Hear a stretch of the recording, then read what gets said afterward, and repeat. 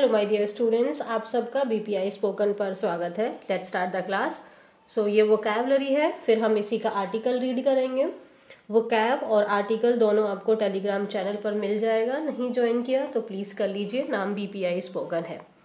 पहला शब्द है हमारा इंडाइट। इंडाइट जो है ये वर्ब की तरह यहाँ पे यूज हो रहा है।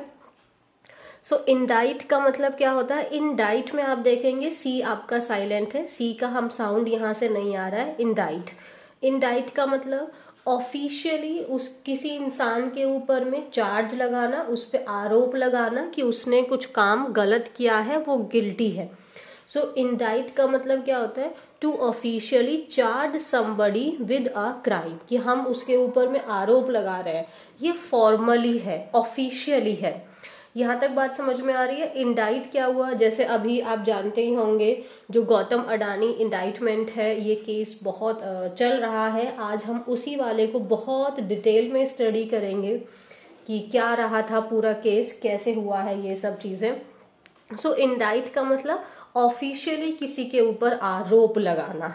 जैसे Why has he been indicted, कि उसके ऊपर में ये आरोप क्यों लगाया गया है। डन है। नेक्स्ट वर्ड क्या है हमारा? एलिज्ड। एलिज्ड, ये एलिज्ड अगर होता तो ये एडजेक्टिव हो जाता, बट एलिज्डली हो गया तो ये एडवर्ब हो गया, और अगर सिर्फ एलिज होता तो ये आपका वर्ब हो जाता। सो एलिज्डली का मतलब क्या हो गया? आरोपित रूप से। आरोपित रूप का मतलब क्या होता है कि आप जैसे when something is said to be true but has not been proved, कि हम ऐसा कह रहे हैं लेकिन ये चीज अभी तक साबित नहीं हुई है, ये चीज अभी तक प्रूफ नहीं हुई है। ठीक है। एलिज्ड भी आपका इंडाइट ही हो गया। इंडाइट का मतलब भी होता है कि ऑफिशियली आरोप लगाया गया है। जैसे अगर आप यूएस के कोर्ट की अगर उनकी इंफॉर्मेशन आप रखते हैं तो वहां पे एक ग्रैंड ज्यूरी होती है। ग्रैंड ज्यूरी अगर वहां पे जो उनके प्रोसिक्यूटर ने जो अपना एविडेंस वहां पे जो शो किए हैं, अगर वो उसको लगते हैं कि हाँ ये पर्सन गिल्टी है या इसने ये क्राइम कमिट किया है, तो उसके ऊपर में इंडाइटमेंट होता है। मतलब उसको ऑफिशियली ठहराया गया है कि आपने ये काम गलत किया है, आगे आगे का केस होगा। सो इंडाइट समझ में आया। और एलिज्डली का मतलब भी, एलिज्ड का मतलब भी सेम हो जाता है, बट ये ऑफिशियल है, ये थोड़ा अनऑफिशियल हो जाता है। So when something is said to be true, मतलब ऐसा बोला जा रहा है कि ये सच है, लेकिन वो जो बात है वो अभी साबित नहीं हुई है। जैसे the old man was allegedly killed by his son.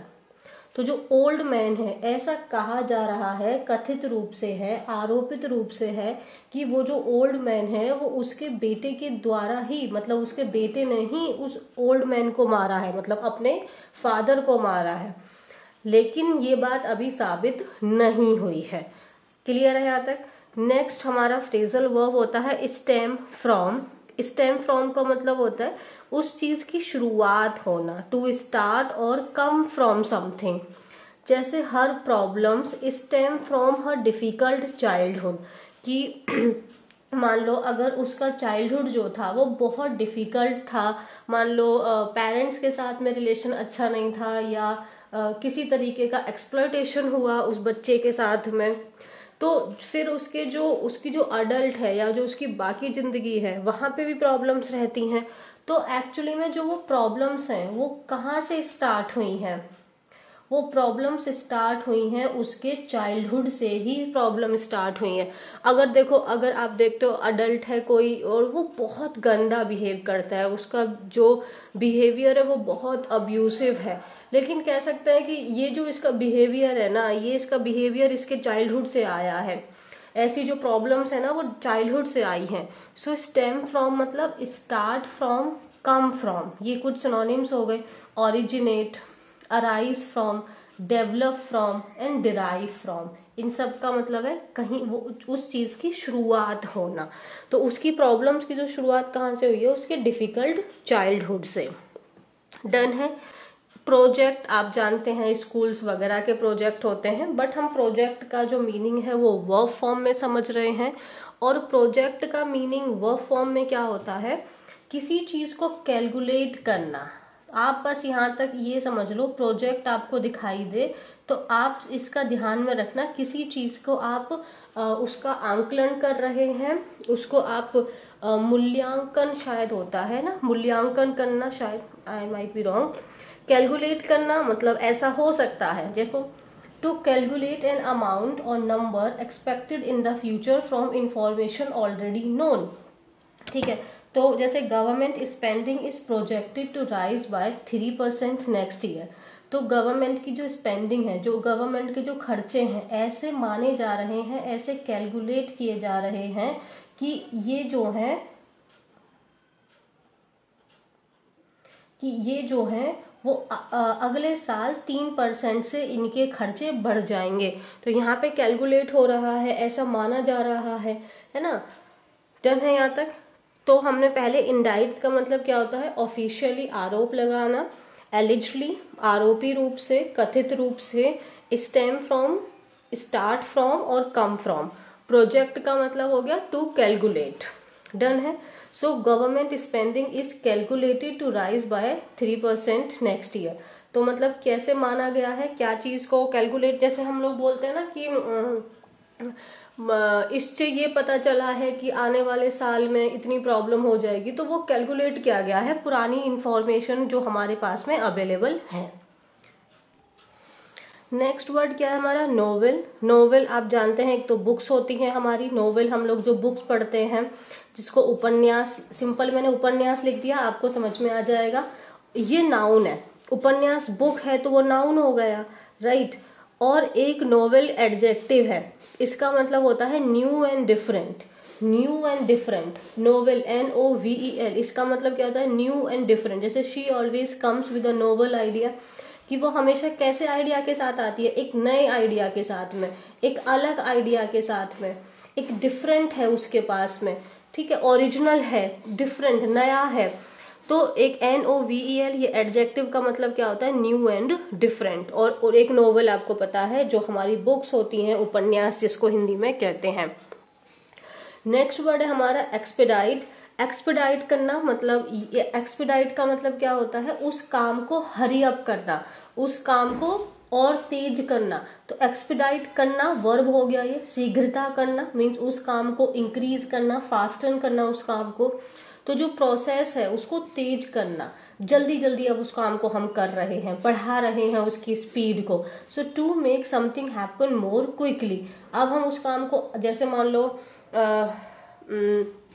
Suppose कोई चीज है जो आपके काम में बाधा बन रही है, जैसे कि सपोज मान लो आप ना ऐसी जगह रहते हैं जहाँ पे लाइट बहुत बार कटती है, तो आपकी पढ़ाई डिस्टर्ब हो रही है। लेकिन अगर इन्वर्टर वहां पे लगवा दिया जाए तो ये आपके जो पढ़ाई है, मान लो अगर आप प्रिपरेशन कर रहे हो, तो उसको एक्सपीडाइट कर देगी ना, उसको और स्पीड अप कर देगी, उस काम को बूस्ट कर देगी, है ना। तो अगर सपोज करो आप दिन में 5 घंटे पढ़ पा रहे हो, अब आप दिन में 10 घंटे 12 घंटे पढ़ रहे हो, तो आपका काम क्या हो गया, आपका सिलेबस जल्दी खत्म होगा, तो पेपर क्लियर होने के चांसेस बढ़ गए ना। एक्सपीडाइट हो गया वो काम, उस काम को आसान बना दिया, उस काम को और जल्दी होने के लिए हो गया। वो सिनोनिम्स क्या हो गए, speed up, accelerate, quicken and boost. जैसे we have got to expedite this order because they needed by tomorrow. मतलब we have to expedite this order का मतलब कि ये जो ऑर्डर है ना, हमें इसमें अपने आप को स्पीड अप करना पड़ेगा, हमें अपनी स्पीड को बढ़ाना होगा, क्योंकि जो ऑर्डर है, जिनको ये चाहिए उन्हें ये ऑर्डर कल ही चाहिए। तो हमें इस ऑर्डर की जो स्पीड है उसको क्या करना पड़ेगा, बढ़ाना पड़ेगा, काम करने के तरीके को बढ़ाना पड़ेगा, उसको एक्सेलरेट करना पड़ेगा। Is it done. अच्छा, मैं ना एक चीज कहना चाहती हूँ, सपोज अगर आप इंग्लिश में फेमिलियर नहीं है तो आपको ना चीजें एकदम से नहीं समझ में आएंगी, आपको वोकैबुलरी या आर्टिकल नहीं समझ में आएगा। तो इसीलिए ना आपको पढ़ते रहना है, एक दिन में 10 दिन में जज नहीं करना है, ये मैं आपको गारंटी के साथ कह सकती हूँ। आपको महीना 2 महीना 1 साल कितना भी टाइम लगेगा ये मुझे नहीं पता, बट अगर आप रोज इसको करते रहेंगे, एक टाइम आएगा जब आपको चीजें आसानी से समझ में आने लगेंगी। ठीक है, हमें ना, जैसे अब ये आप पढ़ रहे हो तो इसमें एक चीज क्या होगी, मैं थोड़ा सा आपका टाइम ले रही हूँ, अब जैसे आप पढ़ रहे हो, आप मान लो अब मेरे से आप सुन रहे हो एक बार दो बार, ठीक है, फिर अगर आप इंग्लिश मूवीज देख रहे हो या कोई आर्टिकल है रीड कर रहे हो या आप कोई न्यूज़ है इंग्लिश में सुन रहे हो, फिर जब ये शब्द आपको अगेन एंड अगेन सुनाई पड़ रहा है, अलग अलग रेफरेंस में सुनाई पड़ रहा है, तो आपकी जो अंडरस्टैंडिंग है वो बहुत अच्छी होती चली जाएगी। कैसे? उन शब्दों के साथ में, जैसे मान लो ये जैसे ग्रैंड ज्यूरी वाला है, ये सब चीजें मुझे कैसे पता चली? जब मैंने इंग्लिश की मूवीज देखी। जैसे एक मूवी है आपकी ऐश्वर्या वाली, प्रोवोक्ड, एक मूवी है प्रोवोक्ड, ठीक है, ये ऐश की मूवी है, ऐश्वर्या राय की। इस मूवी को अगर आप देखेंगे तो जब उनके, और ये मूवी आपकी यूएस में बहुत, उसने लॉ में एक काम किया था, मुझे वो लॉ अभी ठीक से याद नहीं आ रहा है। तो इसमें आप वहां पे आप सीखेंगे कि ग्रैंड ज्यूरी क्या होती है, ठीक है। तो हम ना विद टाइम चीज़ों को समझते हैं, तब जाके हमारी अंडरस्टैंडिंग इंक्रीज होती है। अगर आप ऐसे सोचेंगे कि मैम हमें समझ नहीं आ रहा, या आप अच्छे से नहीं समझा पा रही हैं, या मैं ही नहीं समझ सकता हूँ, ये दोनों चीज़ें गलत हैं। आप समझ सकते हैं, मैं भी समझा सकती हूँ, बट आपको टाइम देना पड़ेगा, पेशेंस रखना होगा, ठीक है। चलो अब आगे करते हैं। वर्ड क्या है हमारा? स्ट्रिंजेंट। स्ट्रिंजेंट का पार्ट्स ऑफ स्पीच एडजेक्टिव है, और स्ट्रिंजेंट का मतलब आप किसी भी व्यक्ति को बोल रहे हैं, किसी नियम कानून किसी भी चीज को अगर आप बोल रहे हैं और उसके आगे आपने स्ट्रिंजेंट लगा दिया, इसका मतलब वो चीज बहुत कठोर है, बहुत स्ट्रिक्ट है, एक्सट्रीमली लिमिटिंग और डिफिकल्ट है, वो चीज लिमिट लगा रहे हैं। जैसे अगर आप पेरेंट्स को स्ट्रिंजेंट बोल रहे हैं तो मतलब उन्होंने आपके ऊपर लिमिट लगा दिया है, आपको एकदम एक दायरे में आपको बंद कर दिया है। सो स्ट्रिंजेंट अगर कोई नियम है, कोई लॉ है जो बहुत स्ट्रिंजेंट है, इसका मतलब बहुत टफ है उसको फॉलो कर पाना। सो एक्सट्रीमली लिमिटिंग और डिफिकल्ट, सीवियर है, बहुत रिजिड है ना। रिजिड का मतलब क्या हो गया? अपनी ही चीजों में वो बंधा हुआ है, हार्श है, इनफ्लेक्सिबल है। यहां तक क्लियर है? The law has been more stringently enforced in recent years. So meaning क्या हुआ? जो ये लॉ है has been more stringently enforced. Enforced क्या है? वर्ब है, वर्ब को मॉडिफाई कर रहा है, तो अब ये बन गया एडवर्ब। डन है ना। तो ये जो लॉ है ना वो रिसेंट ईयर में और बहुत ज्यादा स्ट्रिक्ट तरीके से लागू किया जा रहा है। डन है यहाँ तक। नेक्स्ट वर्ड है हमारा सब्सटेंशियल। सब्सटेंशियल का पार्ट्स ऑफ स्पीच एडजेक्टिव है। Substantial amount, substantial size, value और इम्पोर्टेंस, किस भी चीज को अगर आप उसके आगे आप सब्सटेंशियल लगा दे रहे हो तो इसका मतलब होता है इन अ गुड अमाउंट, मतलब एक अच्छी मात्रा में, ठीक है, गुड अमाउंट। जैसे अगर कोई साइज है वो सब्सटेंशियल है तो मतलब एक बड़ा साइज है। जैसे आप अगर कोई किसी की हेल्प कर रहा है, सब्सटेंशियल हेल्प, इसका मतलब अच्छी खासी हेल्प की है। अच्छा सपोज करो किसी को 10,000 रुपए की नीड है, अब आपने ना उनकी 9,000 की या 8,000 की नीड को आपने फुलफिल कर दिया, तो ये एक सब्सटेंशियल हेल्प है। बट अगर आप मान लो उनको 2,000 या 1,000 रुपए दे पा रहे हो तो ये तो सब्सटेंशियल नहीं है ना, ठीक है, ये तो उतना उसके लायक नहीं हो पा रहा जितनी हेल्प हमको चाहिए। सो सब्सटेंशियल का मतलब गुड इन अमाउंट, ठीक है, लार्ज, बहुत अच्छे मात्रा में है। अब जैसे हमने यहाँ पे क्या देखा, she got a substantial Fortune from her grand mother, कि अपनी ग्रैंड मदर से उसको, फॉर्च्यून का मतलब मनी हो गया, लक हो गया, तो यहाँ पे मनी की बात हुई है। सब्सटेंशियल मतलब अच्छा खासा पैसा उसको मिला है अपनी ग्रैंड मदर से। डन है। सब्सटेंशियल फॉर्च्यून का मतलब गुड अमाउंट। सो मेटिकुलसली मतलब अगर देखो किसी काम को, एडवर्ब है तो अगर हम किसी वर्क को मेटिकुलसली तरीके से, अगर उसने अपने काम को मेटिकुलसली कंप्लीट किया, इसका मतलब एकदम सतर्कता के साथ में, बहुत सावधानी से। अगर कोई पर्सन मेटिकुलस है तो इसका मतलब वो बहुत अटेंटिव है, बहुत केयरफुल है। सो मेटिकुलस का मतलब क्या हो जाता है? केयरफुल होना, ठीक है, बहुत सावधान होना, अटेंटिव होना, ठीक है। और अगर मेटिकुलसली के अगर हम देखें तो केयरफुली हो गया, बहुत सावधानी से उस काम को करना। सो मेटिकुलसली मतलब in a way that show great care, किस तरीके से आपने उस काम को किया है, बहुत सावधानी से किया है, बहुत अटेंशन के साथ में किया है, इज इट डन? जैसे she has completed her project meticulously, एकदम छोटी छोटी बारीकी के ऊपर में काम को करते हुए, हर एक डिटेल के ऊपर में काम को करते हुए। सो बहुत ध्यान पूर्वक उस काम को करना, बहुत ध्यान पूर्वक उस चीज को करना मेटिक्यूलसली कहलाता है। So meticulously in a way that show great care and attention in detail. अगर आप मेटिकुलस पर्सन को बोल रहे हैं तो इसका मतलब क्या हुआ कि वो इंसान छोटी छोटी चीजों के ऊपर में भी बहुत ज्यादा ध्यान देते हैं। कभी कभी ये नेगेटिव भी हो जाता है, बट मेटिकुलस का मतलब बहुत ध्यान पूर्वक, बहुत छोटी छोटी बारीकी के ऊपर में ध्यान देना। Is it clear? अब नेक्स्ट वर्ड क्या है हमारा? इनक्रिमिनेटिंग। इनक्रिमिनेटिंग का मतलब क्या होता है? ये आपका जैसे इंक्रिमिनेट होता तो ये वर्ब होता, बट इनक्रिमिनेटिंग जो है ये आपका एडजेक्टिव है, इसका पार्ट्स ऑफ स्पीच। इनक्रिमिनेटिंग का मतलब अगर हम जैसे किसी एविडेंस के आगे हमने लगा दिया आपका जो एविडेंस है वो सबूत है, वो कैसा है? इनक्रिमिनेटिंग है।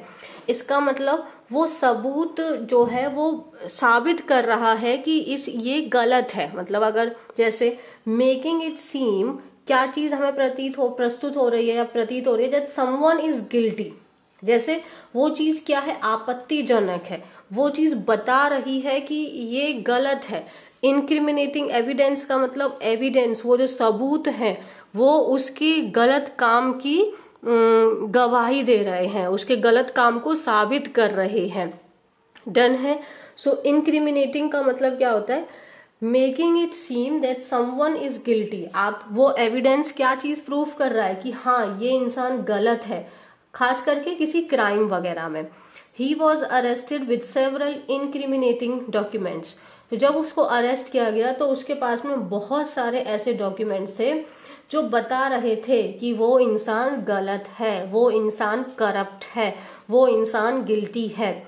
सो इनक्रिमिनेटिंग डॉक्यूमेंट्स का मतलब ऐसे डॉक्यूमेंट्स जो उस इंसान की इलीगैलिटी को शो कर रहे हैं कि ये इंसान गलत तरीके से है, उसके क्राइम को शो कर रहे हैं। डन है यहाँ तक? सो इसके नाउन फॉर्म का फोरफिचर का मतलब क्या होता है? फोरफिचर का मतलब है जैसे फोरफिट करना मीन्स ले लेना, उसकी जब्त कर लेना, तो जब्त। तो फोरफिचर का मतलब क्या हो गया? The loss of rights means आपके अधिकारों का, प्रॉपर्टी का, आपकी मनी का, आपका मतलब खो दिया, आपने अपना अधिकार खो दिया, किसी और ने आपका अधिकार ले लिया। भाई आपने अपना अधिकार क्यों खोया होगा? या तो ऐसा हो सकता है कि specially because you have not obeyed a rule और लॉ।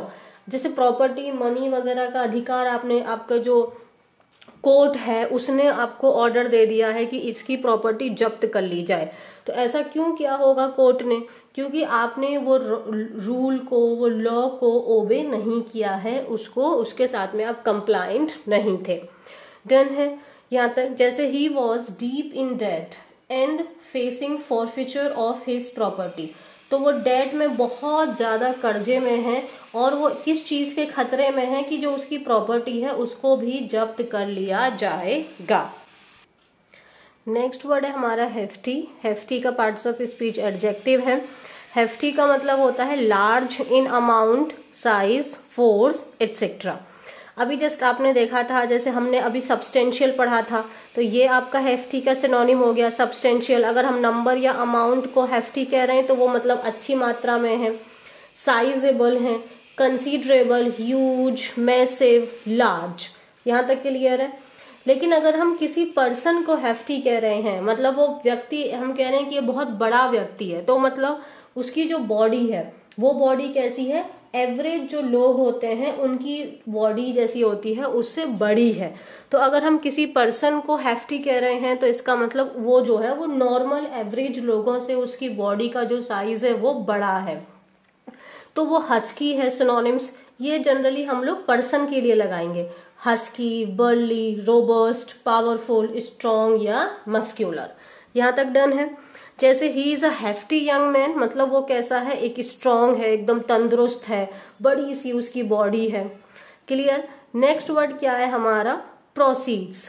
प्रोसीड्स का मतलब देखो, एक होता है प्रोसीड, आगे बढ़ना, ठीक है, लेकिन ये प्रोसीड्स है, इसमें जो एस है ये इसका प्लूरल नाउन नहीं है, ये एक कंप्लीट शब्द है। प्रोसीड मतलब आगे वर्ब होती है, आगे बढ़ना, बट प्रोसीड्स नाउन है और इसका मतलब होता है पैसा, मनी। समझ में आया? मनी या प्रॉफिट जो हमें उस बिजनेस को करने से आया है।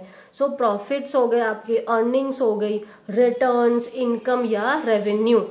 जैसे ऑल प्रोसीड्स मतलब यहाँ पे all money from this event will go to charity, कि इस इवेंट से जितने भी हमको प्रॉफिट निकलेगा, जो भी हमारा पैसा बनेगा, वो सारा का सारा चैरिटी में चला जाएगा।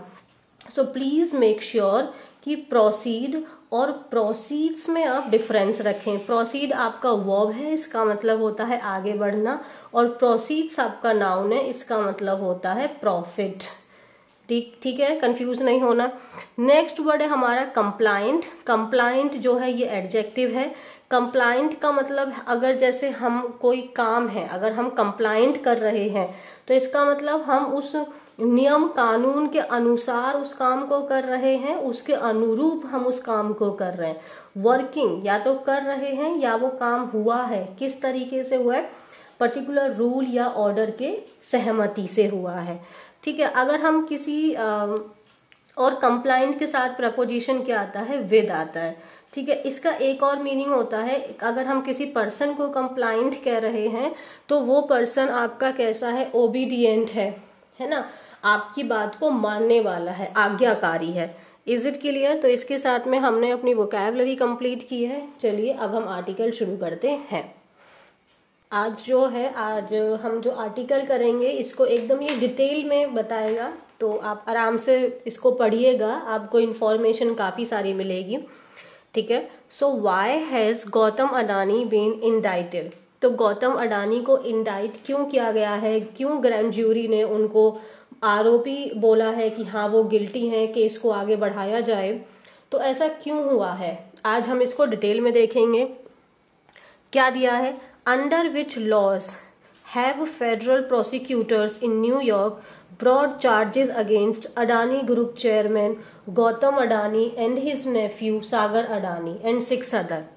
अंडर विच लॉज मतलब कौन से लॉज के अंडर, कौन से लॉज के तहत जो आपका फेडरल प्रोसिक्यूटर हैं, जो आपके अमेरिका के प्रोसिक्यूटर्स कौन होते हैं, ये आप ना बहुत सिंपल समझ लो, जो जैसे गवर्नमेंट लॉयर है ना, तो गवर्नमेंट लॉयर की तरह आप कर लेते हैं यहाँ पे।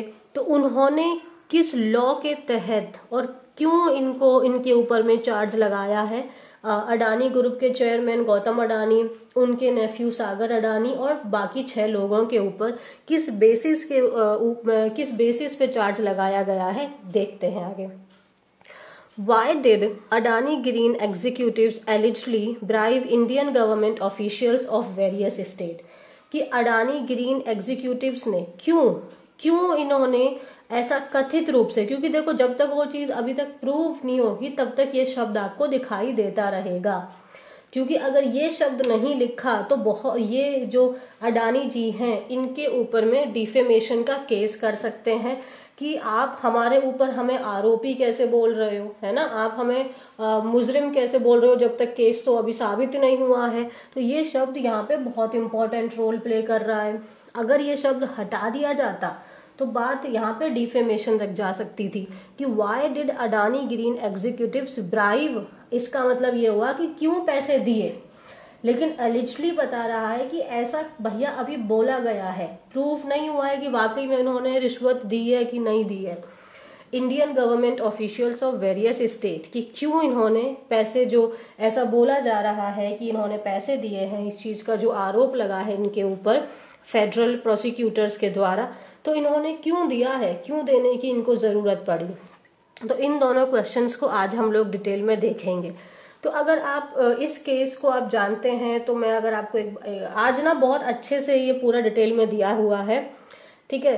तो इसमें जो आपके अडानी हैं उनकी जो आपकी कंपनी है, सिंपल मैं बता देती हूँ, उनके ऊपर में ये आरोप लगा है कि इन्होंने 2-5 पॉइंट पे आरोप था। एक तो ये था कि इन्होंने जो है वो यूएस से पैसा लिया है और यूएस के जो इन्वेस्टर्स हैं उनको अपनी बात डिस्क्लोज नहीं की है उनके साथ में। आप ये फ्रॉड हो गया कि आपकी कंपनी अगर गलत काम कर रही है और आप उनको वो स्टेटमेंट नहीं दे रहे हैं तो आप उनके साथ फ्रॉड कर रहे हैं, गलत तरीके से पैसे ले रहे हैं, उनको मिसलीड कर रहे हैं। ठीक है, तो ये अलग अलग कुछ पॉइंट्स हैं, ये हम यहाँ पे आज बहुत अच्छे से डिटेल में स्टडी करने वाले हैं। सो स्टोरी सो फार, तो अभी तक क्या हुआ है वो देख लेते हैं। On November 21, federal prosecutor in New York indicted Adani Group chairman Gautam Adani and his nephew Sagar Adani and 6 other on multiple counts of fraud. So November 21 को जो आपके फेडरल प्रोसिक्यूटर यानी जो आपके जो वहाँ के जो गवर्नमेंट लॉयर हैं न्यूयॉर्क में उन्होंने अडानी ग्रुप के ऊपर में, और टोटल मिला के 8 लोग हो गए ना फिर, तो इन लोगों के ऊपर में उनकी ग्रैंड जूरी ने बोला है कि ये लोग गलत काम कर रहे हैं, इनके ऊपर में आगे केस बढ़ाया जाए।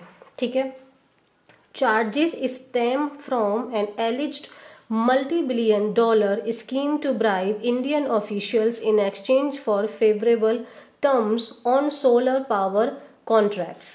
अच्छा, चार्जेस किस बात से लगे हैं, चार्जेस कहाँ से ओरिजिनेट हुए हैं, क्यों लगे हैं? इसलिए कि इन्होंने $multi-billion की एक स्कीम बनाई थी जो इंडियन ऑफिशियल्स हैं उनको पैसा देंगे हम, और उसके बदले हमें क्या मिलेगा? उसके बदले हमें मिलेगा favourable terms on solar power contract. तो जो सोलर पावर कॉन्ट्रैक्ट है वो हमको मिल जाएगा, इसलिए इन्होंने इतना सारा पैसे देने की योजना बनाई। ठीक है, which were projected to generate over $2 billion in profits. तो जो इनको सोलर पावर जो कॉन्ट्रैक्ट्स ये लेना चाहते थे उससे इन्होंने क्या प्रोजेक्ट किया था, क्या कैलकुलेट किया था कि ये जो कॉन्ट्रैक्ट है ये आने वाले 20 सालों में $2 billion का प्रॉफिट कमाएगा। This indictment alleges schemes to pay over $250 million in bribes to Indian government official.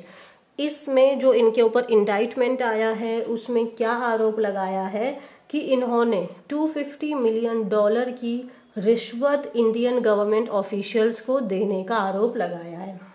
ठीक है, और क्या आरोप है? पहला आरोप ये हो गया कि इंडियन गवर्नमेंट ऑफिशियल्स को रिश्वत देने का आरोप है, और इससे क्या हुआ है, इनका यूएस का इससे क्या लेना देना है? आपके मन में आएगा कि पहली बात है अडानी जो है वो इंडिया, ठीक है, दे रहे हैं एक दूसरे इंडियन को, तो इसमें यूएसए क्यों आया है? तो इस पॉइंट को अभी हम ध्यान में रखते हैं।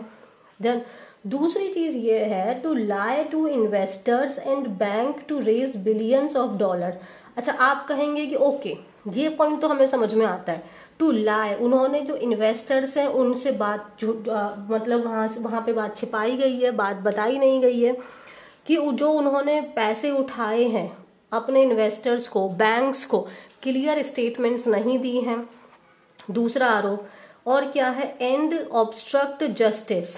और क्या आरोप है कि इन्होंने जो इनके ऊपर में इन्वेस्टिगेशन हो रही है इसको इन्होंने ऑब्स्ट्रक्ट करने की, उसमें बाधा डालने की कोशिश की है।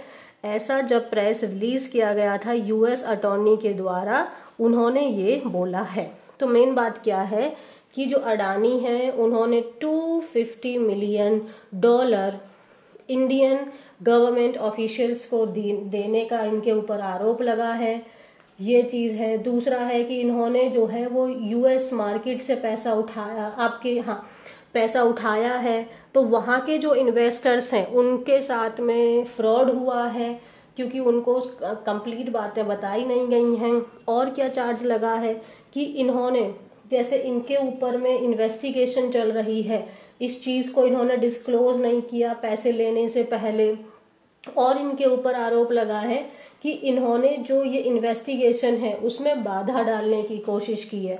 तो ये कुछ इनके ऊपर आरोप लगे हैं। अब हु आर द डिफेंडेंट्स, मतलब डिफेंडेंट कौन होता है? प्रोसिक्यूटर ना, हम जैसे मान लो ए पार्टी है और बी पार्टी है, तो बी ने गलत काम किया है तो ये हो गया डिफेंडेंट, मतलब अपने आप को बचा रहा है।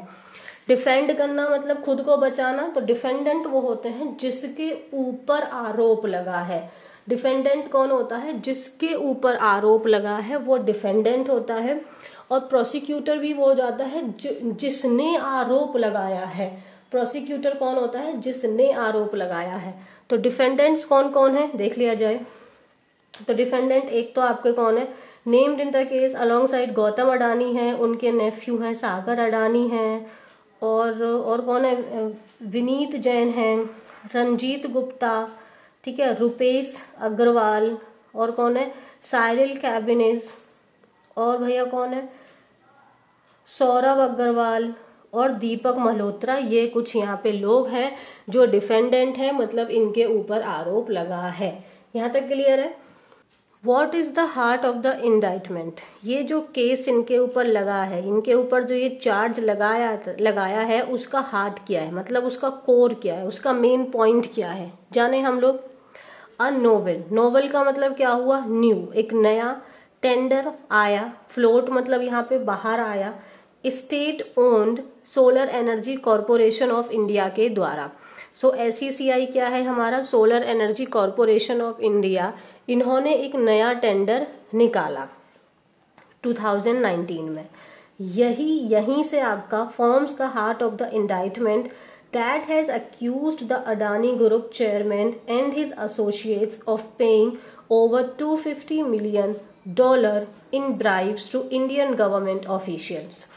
यहीं से आपकी जो मेन जो आरोप लगा है वही इनका ये हार्ट है। तो आरोप क्या है कि जो अडानी ग्रुप है और उनके जो एसोसिएट्स हैं उन्होंने क्या किया है? $250 मिलियन की ब्राइब पे की है, ऐसा आरोप लगा है। The manufacturing linked solar tender was eventually awarded to Adani Green Energy and Azure Power, with the former claiming it in a press statement at the time that it had won the world's largest solar award। जो आपकी government of India है उन्होंने ये आपका नया आपका energy power के लिए टेंडर निकाला, और इस टेंडर को किसने लिया? कौन इस टेंडर को इवेंचुअली उन्होंने पा लिया, इसको खरीद लिया, उसको ये बोले तो जो ये आपका टेंडर है वो इवेंचुअली मतलब अंततः फाइनली उसको किसने प्राप्त कर लिया? अडानी ग्रीन ने और अज्यूर पावर ने, ठीक है। विद द फॉर्मर, फॉर्मर का मतलब पहले वाला, तो यहाँ पे दो लोग हैं अडानी और अज्यूर। तो यहाँ पे फॉर्मर कौन हुआ? ये अडानी, ठीक है। सो इसके साथ में अडानी जी ने एक प्रेस कॉन्फ्रेंस में भी क्या बोला था? इट हैड वॉन, कि जो वो उनकी कंपनी है, उनकी फर्म ने क्या है? वर्ल्ड का सबसे बड़ा सोलर पावर एनर्जी का अवार्ड, मतलब वो चीज उन्होंने टेंडर लिया है। अगर हम इंडाइटमेंट के अकॉर्डिंग हम देखें, the $6 billion investment was projected to yield over $2 billion in post tax profit over 20 year।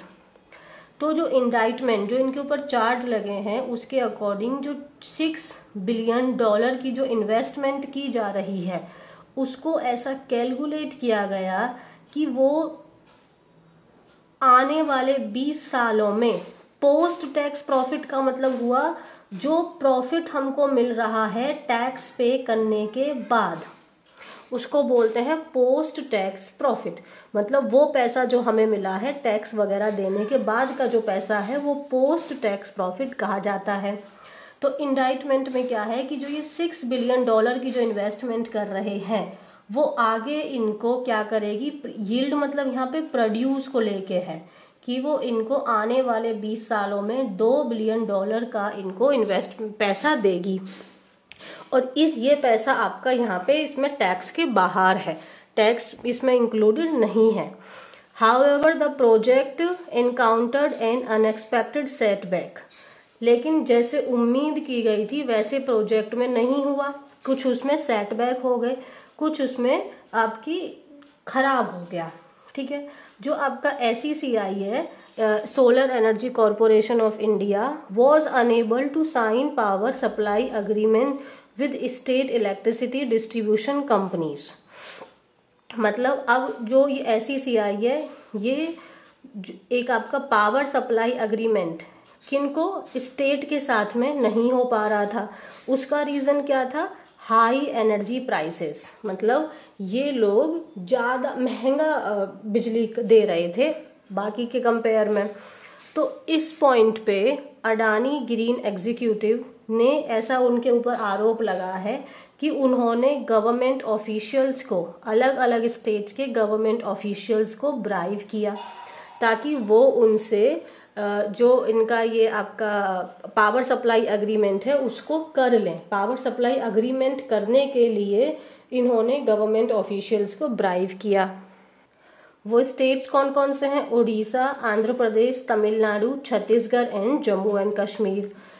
अच्छा, to pressure their power distribution companies into agreeing to purchase their solar power at above market rates। तो इन 5 states में जो अडानी हैं उनके group में ऐसा आरोप लगा है कि उन्होंने इनके जो गवर्नमेंट ऑफिशियल्स हैं उनको पैसा दिया ताकि वो अपने अपने रिस्पेक्टिव स्टेट्स की जो उनकी पावर सप्लाई जो एजेंसी है उसको भाई बोले कि वहां से आप खरीदें। US case is based on the premise that this is where the corruption took place। So जो US का केस है वो इसी चीज के ऊपर में आधारित है कि यहीं से करप्शन हुआ है।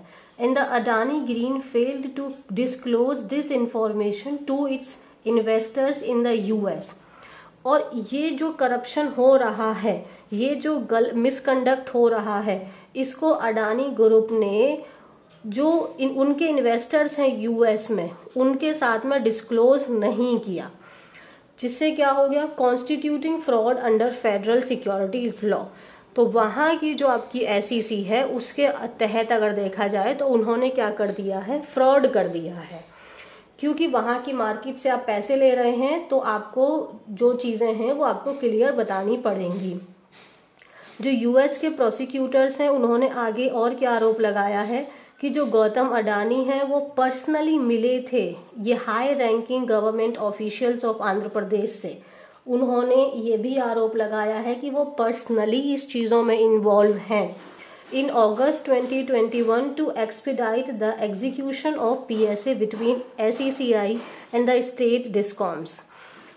किस लिए मिले थे वो? To expedite the execution. Expedite करना मतलब किसी चीज को स्पीड अप कर देना, उसको एक्सेलरेट कर देना। तो वो जो काम है, जो ये अग्रीमेंट होना है आपके SECI और डिस्कॉम का, इसके लिए इस प्रोसेस को एक्सपीडाइट करने के लिए जो आपके गौतम अडानी हैं वो पर्सनली आंध्र प्रदेश के जो आपके गवर्नमेंट ऑफिशियल्स हैं उनसे मिले थे। और उस दौरान उन्होंने अप्रोक्सीमेटली जो ये आपका $250 मिलियन की जो ब्राइब है उसका 85% वहाँ पे उनको ऑफर किया आंध्र प्रदेश में। और इंडियन में देखें, इंडियन करेंसी के हिसाब से तो ये बन गया 1750 करोड़। डन है यहाँ तक।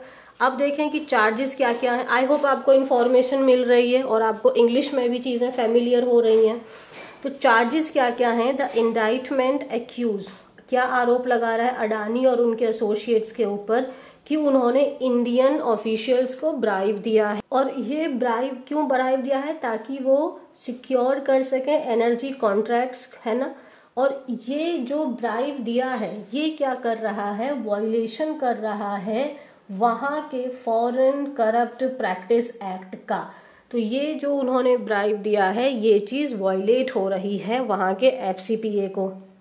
ऑल्दो इनेक्टेड इन 1977, ये जो आपका इनेक्ट मतलब ये जो लॉ है, ये जो लागू कब हो गया था? 1977 में। लेकिन ये जो लॉ है ना, has been more stringently enforce in recent decades. लेकिन अभी रीसेंट के डिकेड्स में इस चीज़ को बहुत स्ट्रिक्ट तरीके से लिया जा रहा है, जिसकी वजह से क्या हो रहा है? बहुत ह्यूज, है ना, लार्ज, बड़ा बड़ा फाइन लग रहा है मेजर कंपनीज के ऊपर। जैसे जर्मनी की कंपनी है, ब्राज़ील की कंपनी है, इनके ऊपर में बहुत ग्रेट अमाउंट में फाइन लग रहा है इस रूल के वॉयलेशन को लेकर। और यही रूल का वॉयलेशन यहाँ पे इन्होंने बोला है कि FCPA का, फॉरेन करप्ट प्रैक्टिस एक्ट का आपने वायलेशन किया है, इसी के तहत आपके ऊपर इंडाइटमेंट आया है। डन है। और प्रेसिडेंट इलेक्ट डोनाल्ड ट्रंप, उन्होंने रिपोर्टेडली ऐसा उन्होंने कहा था कि वो चाहते थे कि जो ये रूल है, जो FCPA है, इसको ये स्ट्राइक डाउन कर दें। इस स्ट्राइक डाउन का मतलब होता है अबॉलिश करना, उसको नलीफाई कर देना। तो जब वो अपने पहले टर्म में, जो डोनाल्ड ट्रंप जब प्रेसिडेंट बने थे, तो ऐसा वो चाहते थे कि जो ये लॉ है इसको वो स्ट्राइक डाउन कर दें, मीन्स उसको अबॉलिश कर दें, क्योंकि वो मानते थे कि ये जो लॉ है ये अनफेयर है अमेरिकन कंपनीज के लिए। And another prominent critic of the law, और एक और प्रोमिनेंट का मतलब होता है फेमस, वेल नोन क्रिटिक हैं इस लॉ के, वो भी इस चीज को मतलब उसकी आलोचना कर रहे हैं। उनका नाम है जे क्लेटन, जिनको आपके ट्रंप ने अपॉइंट किया था US अटर्नी के रूप में। ये भी डोनाल्ड ट्रंप और आपके US अटर्नी जो उन्होंने अपने टर्म में उनको हायर किया था, दोनों ही इस लॉ को क्या बोलते हैं, अनफेयर बोलते हैं, और ये बहुत ज्यादा स्ट्रिक्ट है। ठीक है, आगे उन्होंने क्या बोला था, कॉन्टेंटेड का मतलब हो गया दावा करना, क्लेम करना। उन्होंने 2011 के पेपर में भी बोला था, anti bribery policies disproportionately burdened American companies in international transactions, thereby undermining US competitiveness. So ये जो एंटी ब्राइबरी पॉलिसीज हैं, ये अमेरिकन कंपनीज के ऊपर में गलत तरीके से दबाव डालती हैं इंटरनेशनल मार्केट में, और इसीलिए जो US की कॉम्पिटिटिवनेस है उसको अंडरमाइन कर रही है, मतलब उसको कम कर रही है। अंडरमाइन करना मतलब किसी चीज को कम करना, उसकी वैल्यू को डिक्रीज करना। डन है, यहाँ तक पहली चीज हमें पता चली। केस क्या है, पहला केस उन्होंने बोला है कि FCPA का उन्होंने उल्लंघन किया है, इसीलिए हमने उनके ऊपर में इस चीज का केस किया है। आगे क्या है, प्रोसिक्यूटर ने आगे और क्या आरोप लगाया है कि जो डिफेंडेंट्स हैं, डिफेंडेंट मतलब अडानी ग्रुप के जितने भी एसोसिएट्स हैं, meticulously tracked their bribes and offers to Indian officials using messaging apps, phones, PowerPoint presentation, often employing code names in their communications। मतलब उनके ऊपर ये भी आरोप है कि जो डिफेंडेंट हैं, जिनके ऊपर आरोप लगाया, उन्होंने बहुत सावधानी से जो वो ब्राइब का जो भी इन्होंने मेथड्स यूज किए हैं उनको बहुत ध्यान से रखा है। जैसे आपके जो मैसेजिंग एप्स हैं, फोन्स हैं, पावर पॉइंट है, इवन उन्होंने कोड्स में बातें की हैं। एंड इट वाज फर्दर, आगे और क्या क्लेम किया है कि जो 2 of the defendants even engage in discussions to delete incriminating electronic materials including emails, electronic message and PowerPoint analysis। तो आगे उनके ऊपर ये आरोप लगाया है कि जो वो मीडियम्स जिसके थ्रू वो बातचीत कर रहे हैं, बहुत सावधानी से उन चीज़ों को उन्होंने ध्यान रखा है। और आगे ये भी बोला गया है कि जो आपके आपत्तिजनक इलेक्ट्रॉनिक मटेरियल्स हैं, जिसमें आपके ईमेल्स हैं, मैसेजेस हैं, पावर पॉइंट एनालिसिस है, उनको डिलीट तक करने की इन्होंने बात की है, ताकि इन्वेस्टिगेशन हो तो इन चीजों की पता ना लगे। स्टैंड और उनके ऊपर क्या आरोप लगाए, engaging in securities and wire fraud. Security का मतलब यहाँ पे आपका हो जाता है securities and wire fraud. Wire fraud का मतलब होता है जब हम जैसे फोन के थ्रू, ईमेल के थ्रू, मैसेजिंग एप्स या पावर पॉइंट प्रेजेंटेशन पे, मतलब वर्चुअली जब हम लोग फ्रॉड कर रहे हैं कि आपको किसी का फोन आया, उन्होंने बोला कि मैं जैसे AI के थ्रू हमारे किसी रिलेटिव की आवाज निकाल के उन्होंने हमसे पैसे ले लिए, तो ये वर्चुअली जो हमारे साथ फ्रॉड हुआ है, इस चीज का उन्होंने उनके ऊपर आरोप लगाया। To fund the operations of Adani green energy and its subsidiaries. ठीक है, कि मतलब अब ये वाला जो आरोप हो गया कि इन्होंने अपना ईमेल्स वगैरह को डिलीट कर दिया। और क्या वो आग लगाया, दे एलिजिबली कंसील करना मीन्स हाइड करना FCPA violations to secure over $3 billion in bank loans from international financial institution and US based asset management firms। कि इन्होंने FCPA का वायलेशन किया है, ये चीज इन्होंने डिस्क्लोज नहीं की जब इन्होंने $3 बिलियन का पैसा उठाया, लोन लिया इंटरनेशनल फाइनेंशियल इंस्टीट्यूशन से और वहाँ के एसेट मैनेजमेंट फर्म से। जो इन्होंने पैसा लिया उस बात पे इन्होंने FCPA के वायलेशन के बारे में नहीं बताया। डन है। Gautam and Sagar Adani were engaged in the bribery scheme during a September 2021 note offering by Adani Green that raise 750 million. ठीक है, आगे क्या है कि गौतम और सागर अडानी जो हैं वो दोनों ब्राइव दे रहे थे, ये चीज़ यहाँ पे लिखी गई है। आगे है दैट रेज 750 मिलियन, उन्होंने रेज किया, मतलब इंटरनेशनल मार्केट से उन्होंने 750 मिलियन रेज किया है, मतलब वहां से उठाया है, वहां से वहां के लोगों से, वहां के इन्वेस्टर से लिया है, जिसमें से इंक्लूडिंग कितना पैसा, अप्रोक्सीमेटली $175 मिलियन फ्रॉम US। मतलब इन्होंने बोला है कि इंटरनेशनल मार्केट से इन्होंने 750 मिलियन पैसे लिए हैं, पैसे उठाए हैं, और सिर्फ US की अगर बात करें तो वहां से इन्होंने $175 मिलियन लिए हैं। Adani Green offering materials included statements about its anti corruption, anti bribery efforts that were materially false और मिसलीडिंग। आगे क्या बोला है कि पैसे लेने के टाइम पे जो उन्होंने डॉक्यूमेंट्स दिए हैं, जो स्टेटमेंट्स दी हैं कि ये एंटी करप्शन, एंटी ब्राइवरी, मतलब हम करप्शन के विरुद्ध हैं, हम रिश्वत के विरुद्ध हैं, ये सब चीज़ें जो हैं वो गलत तरीके से उन्होंने दी हैं, क्योंकि वो रिश्वत कर रहे हैं और फिर वो अपने आप को एंटी करप्शन बोल रहे हैं, तो ये दोनों चीज़ें आपस में कॉन्ट्राडिक्ट कर रही हैं, मिसलीडिंग हैं ये। सो इंडाइटमेंट ने ऐसा बोला है। इसके साथ साथ में अडानी और उनके एसोसिएट्स के ऊपर में एक और क्या आरोप लगा है, withholding information from US investors as well as Indian stock exchange regarding ongoing federal investigation into their business practices in 2013 and 2014।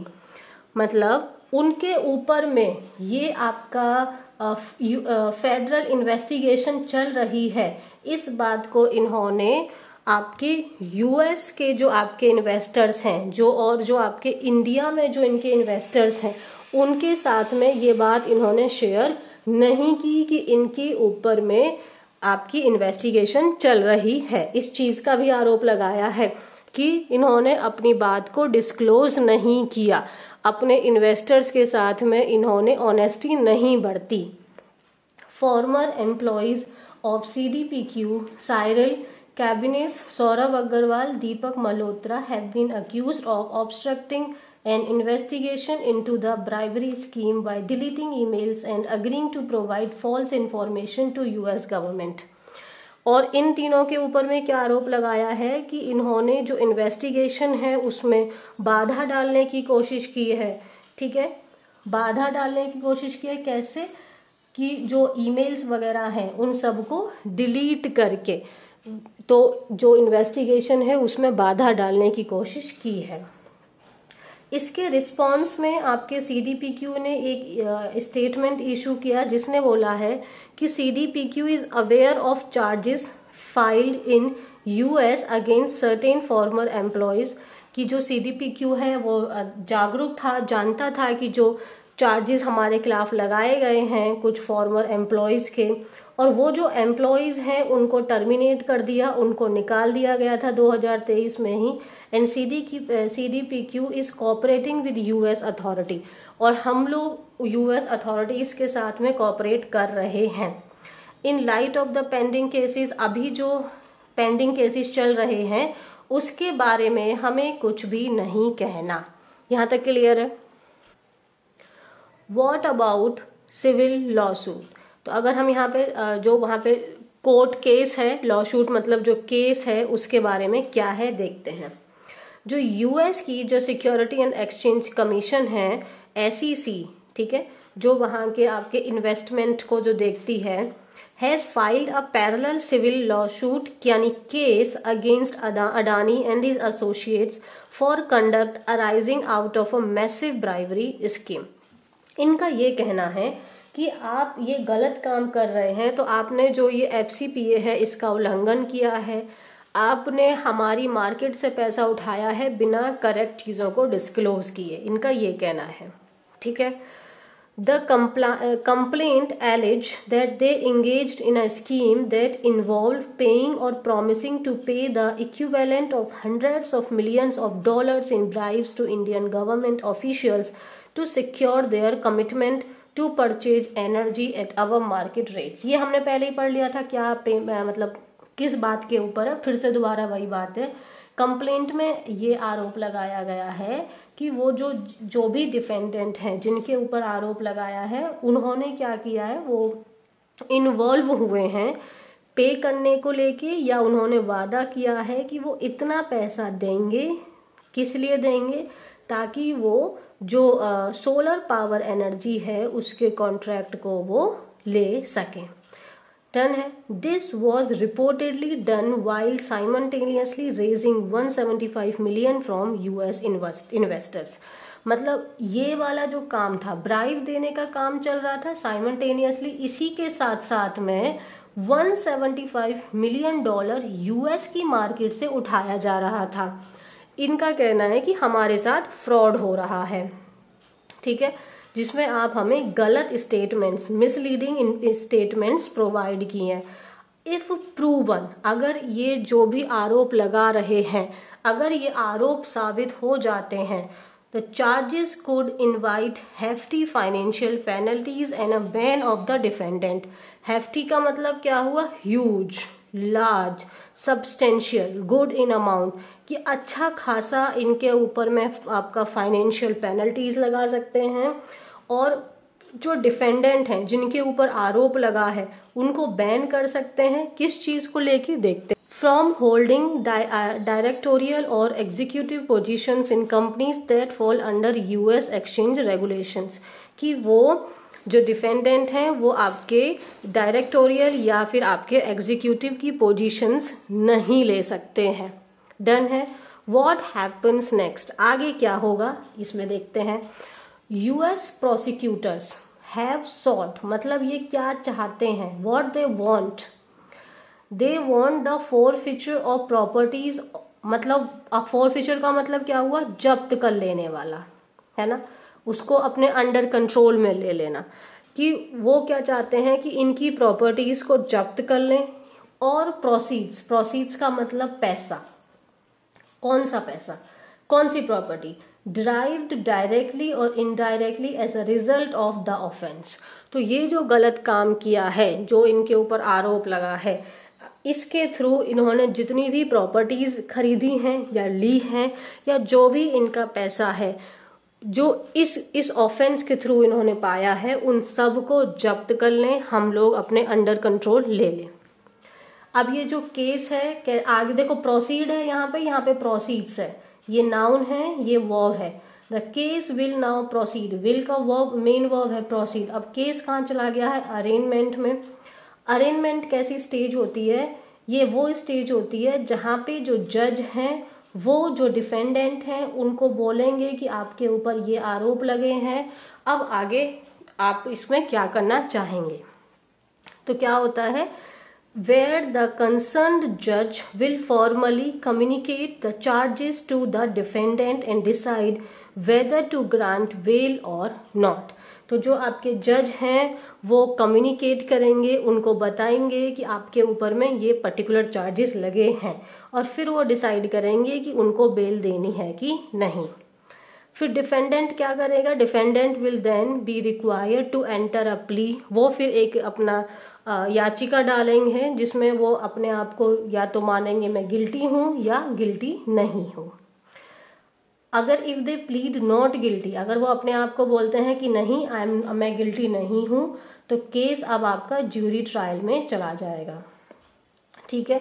However, there is also a possibility of a deal being struck between the Indian tycoon, tycoon का मतलब होता है businessman, and US authorities, following which the billionaire could seek a dismissal of the indictment।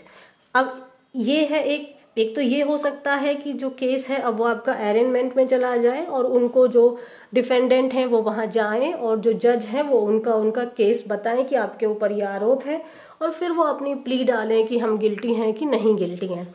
और क्या हो सकता है, ये भी हो सकता है कि ये जो केस है और किस चीज़ में फंस सकता है कि जो इंडियन टाइकून यानी जो अडानी जी हैं और जो यूएस अथॉरिटीज़ हैं उनके बीच में, और जो अडानी जी हैं वो क्या चीज़ को लेने के लिए ट्राई करें कि जो इंडाइटमेंट है उसको खारिज कर दो, डिसमिस कर दो इसको। क्या as soon as news of indictment broke, जैसे ही इंडाइटमेंट की खबर मार्केट में फैली, Adani energy green energy limited, the company at the heart of the allegations cancelled $600 million bond sale. इनका $600 मिलियन का इन्होंने बॉन्ड निकाला था। बॉन्ड क्या होता है, ये एक अलग टर्म है, अभी नहीं डील कर सकते, मतलब मार्केट से पैसा लेने का ये एक वे होता है। तो इन्होंने उसको क्या कर दिया, कैंसिल कर दिया।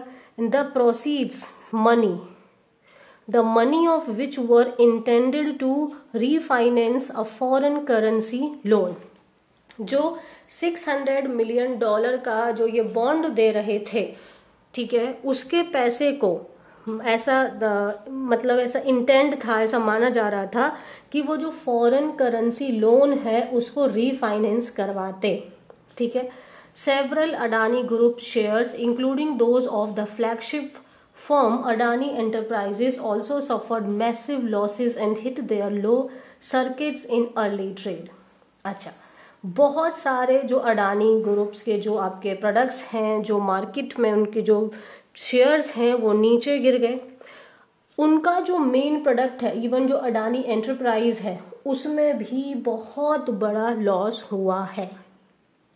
अडानी ग्रुप के जो स्पोक्स पर्सन है उन्होंने क्या बोलते हुए खारिज किया है कि ये जो एलिगेशंस हैं, ये जो आरोप हैं, ये बेसलेस हैं, इनका कोई भी आधार नहीं है। असर्ट करना मतलब किसी बात का दावा करना, उस बात का क्लेम करना। और क्या बोला है कि ये जो कॉन्ग्लोमेरेट का मतलब क्या होता है, कॉन्ग्लोमेरेट एक लार्ज फर्म जिसमें बहुत सारी कंपनीज मिलके बनी है वो। तो ये जो उनकी फर्म है वो fully compliant with all applicable laws. Compliant करना मीन्स फॉलो करना, कि जितने भी लॉज हैं उन सबको वो फॉलो कर रही है। इन अ नोटेबल फॉल आउट, अब ये जो अडानी जी के जो फॉल आउट हुआ है, इसके साथ साथ में एक और चीज़ क्या हुई, जो आपकी केनियन प्रेसिडेंट हैं विलियम रूटो, उन्होंने क्या किया, उन्होंने अनाउंस किया कि जो आपका प्रोक्योरमेंट था, expected to hand over control the country's main airport का जो उनका प्रोक्योरमेंट था, वो वाला ऑर्डर उन्होंने कैंसिल कर दिया। इसके साथ साथ में एक और ऑर्डर था 30 ईयर का $736 मिलियन का पब्लिक प्राइवेट पार्टनरशिप थी, उसको भी क्या कर दिया, कैंसिल कर दिया। ठीक है, had signed with a unit of Adani group last month to construct power transmission line has also been cancelled. Done है। सो आई थिंक हमने एक कंप्लीट इंफॉर्मेशन ले ली है क्या हुआ है इस केस में। तो देखो, इससे क्या है ना कि जैसे जैसे आप पढ़ रहे हो, जो आप वोकैबुलरी है वो हमें ऐसे नहीं समझ में आएगी जब तक हम उसका रियल यूसेज ना देखें। डन है। लेकिन फिर भी हो सकता है कि आपको बहुत चीज़ें मिस आउट हो गई हों, सो डोंट वरी, लगे रहना, चीज़ें क्लियर हो जाएंगी।